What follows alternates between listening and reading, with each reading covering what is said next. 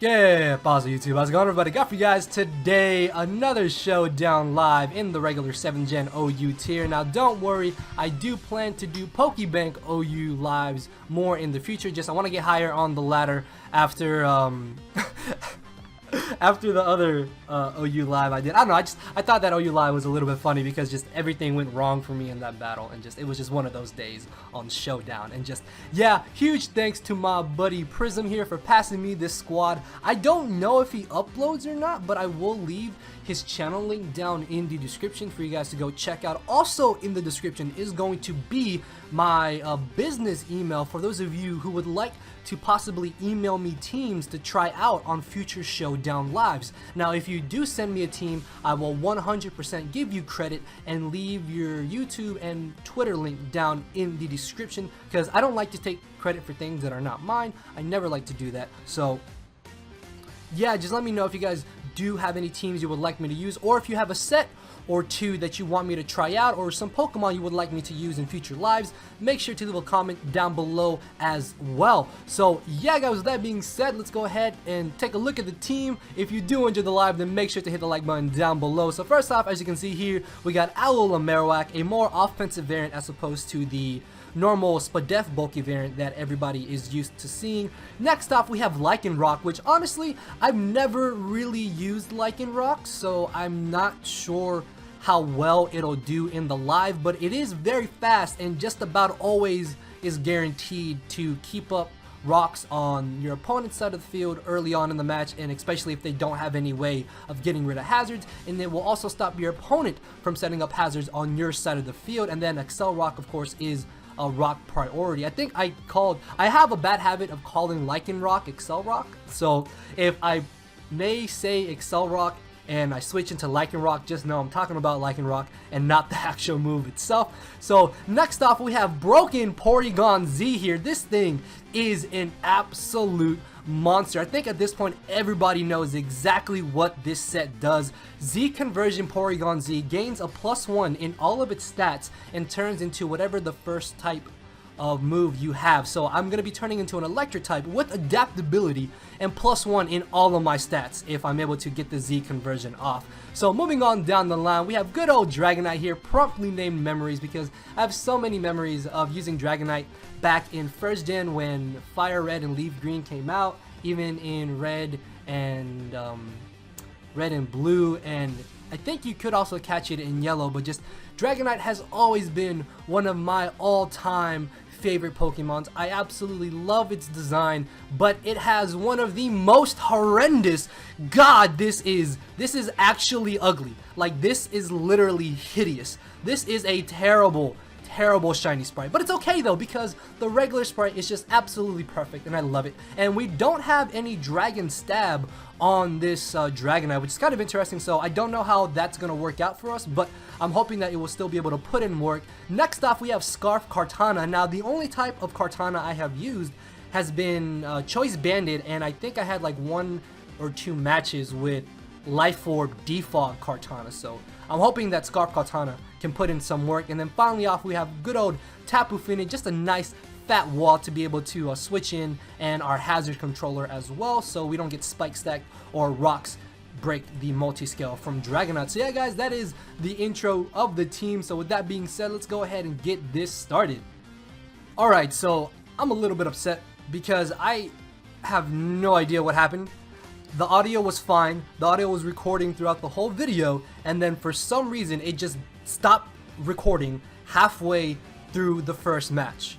So what I'm gonna do is something I did in a previous live, where I'm just going to quickly, not quickly, but go through the replays of the battles that I had. So there was 3 really good games. Now this shouldn't take entirely too long, but just it should be faster than trying to do another live, and I hope you guys don't mind this. I know that some people actually said they liked this when I first did it a couple months ago, and I said I wouldn't do it again, but this is just one of those scenarios where I had really good matches and the Pokemon that I used were able to perform, and Lyconroc actually put in a decent amount of work in the live itself. So yeah, I hope you guys don't mind that and y'all can still enjoy the video, but let's get this started. So looking at the matchup, I thought that he would lead off with the Mamoswine. So what I'm going to do is lead off with my Lyconroc, knowing that I will be able to taunt him, but he actually ends up leading off with the Metagross, which isn't that bad. I don't exactly have a switch into Metagross, so I'm basically forced to stay in here just to get on my rocks and try to get off a little bit of chip damage with my Excel Rock, as he's going to be able to knock me out with another Bullet Punch. This is fine,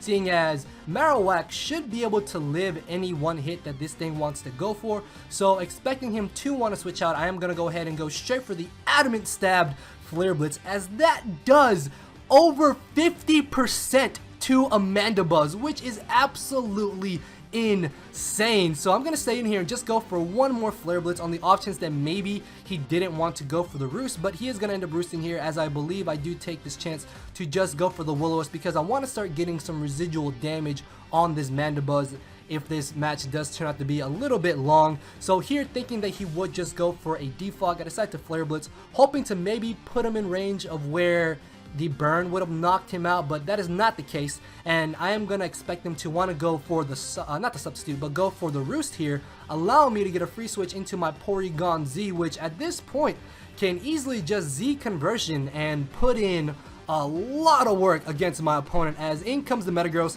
at +1 special attack, adaptability, and me having Thunderbolt. It is actually stronger than Dark Pulse, and I'm going to be able to knock out the Metagross, as in comes the Marowak. Much to my surprise, it is able to just barely live this Dark Pulse. However, though, Boomerang is not going to be doing nearly enough damage to my Porygon Z, and I'm going to be able to easily knock him out with one more Dark Pulse. And it looks like Porygon Z can pretty much just win us the match from here, as in comes the Tapu Lele. If he is Scarfed, he will be able to outspeed us, but that's fine. It's really not that big of an issue, considering that we should be able to live a hit, but we knock him out with the T-Bolt. In comes the Mamoswine, and the only reason I can think that he wouldn't have brought in Mamoswine earlier was because he didn't know that he could live a Dark Pulse, and sure enough, he did put in the chat turn 13 that he didn't know he could live, and I didn't know that he could live either. So I end up making a really dumb series of play here, and I completely forget that Psychic Terrain only affects grounded Pokemon. So I stupidly go for the E-Speed, then think he can't touch me with Ice Shard, and try and Dragon Dance. As he's able to knock out my Dragonite, I can then Revenge Kill him with Kartana. Even though I am a +1, I will not be able to knock out this Mandibuzz, because it is a bloody Mandibuzz, and I'm locked into Leaf Blade. So I'm going to take this chance to switch into my Tapu Fini, expecting him to just stay in here and maybe go for a knockoff or see what I wanted to do. I'm going to go for the Moonblast, getting off a solid amount of damage as he U-turns into the Feraligatr. This is actually kind of scary, because if he's Dragon Dance, he could very well set up on me. So expecting him to want to Dragon Dance, I hard switch directly into my Kartana and I get critted. And this is actually kind of bad, because if he is carrying the Aqua Jet, he could very well still win this battle.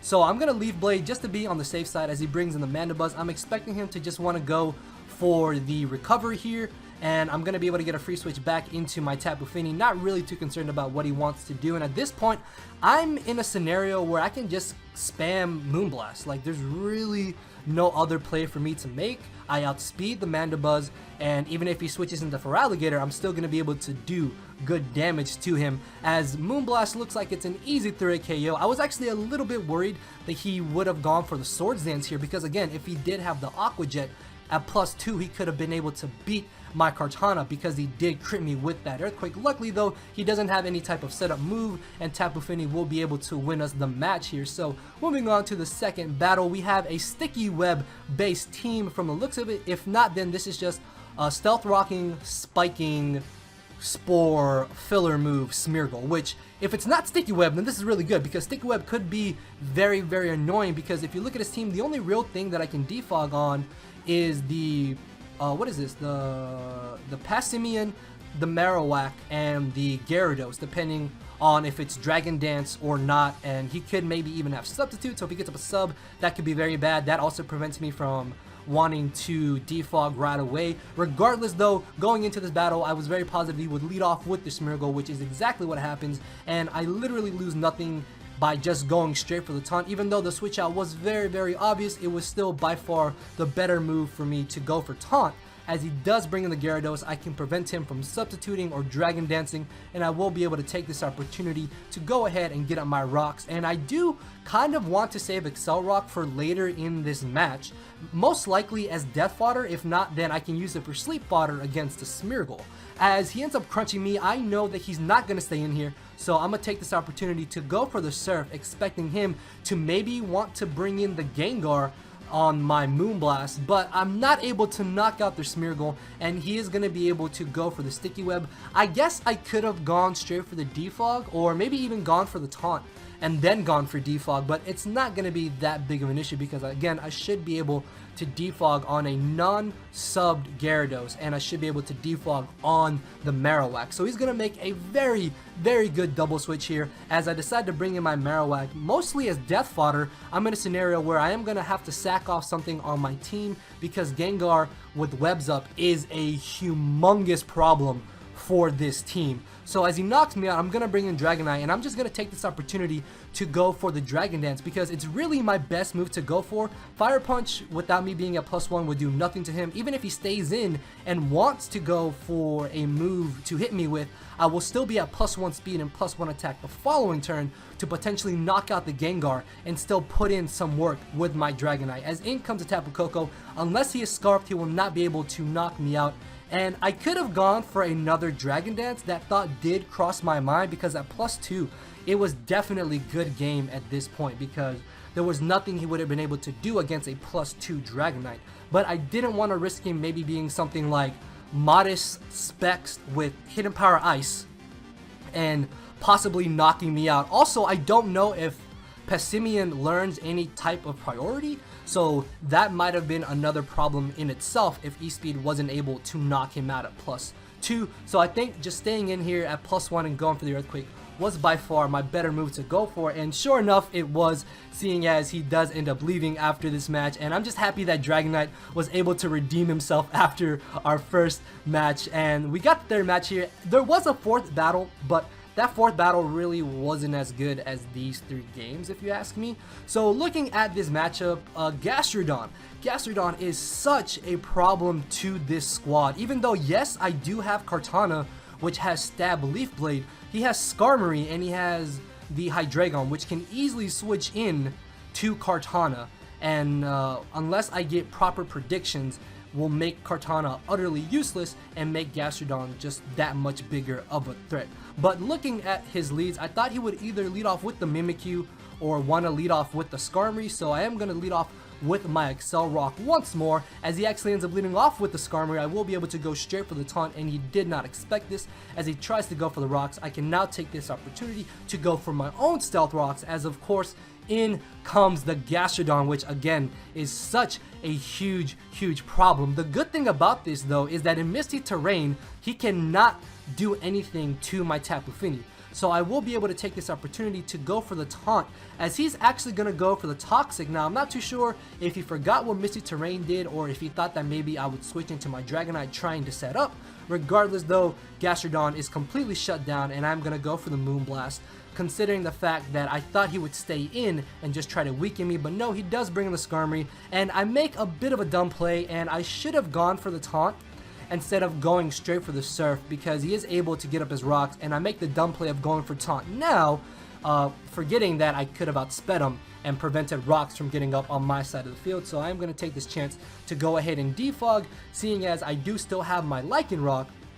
I will be able to go for the rocks later in this match regardless, and I'm just gonna Surf, trying to chip down the Skarmory and deal as much damage to it as I can, hopefully putting him in range of where him switching into Kartana will get him 2-hit KO'd. So he is going to make a nice play here, predicting me to go for the taunt once more. He's going to bring in the Alakazam, and I was so close to going for the Surf, expecting him to want to switch out and not go for rocks. As he is going to be able to trace my Misty Terrain, I'm going to be able to live this Shadow Ball, and even though he got the Spadef drop, I will in return get the special attack drop on him, allowing me to live a possible Psychic or even an Energy Ball if he does decide to carry that, as I do live the Psychic. If I had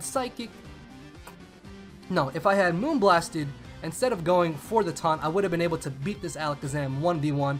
allowing me to keep my Tapu Fini, but it's okay, seeing as I can bring in my Lyconroc here, and I will be able to go for the Accelerock, knocking him out. I was very close to trying to get up my rocks again, but I didn't think that was going to be the best play for me to do. As he brings in the Mimikyu, he actually goes for the Swords Dance, which I found to be very, very aggressive and unnecessary, because after breaking his disguise, I will be able to just knock him out with the Stone Edge, except for the fact that he has Sash, but he goes for the Swords Dance again.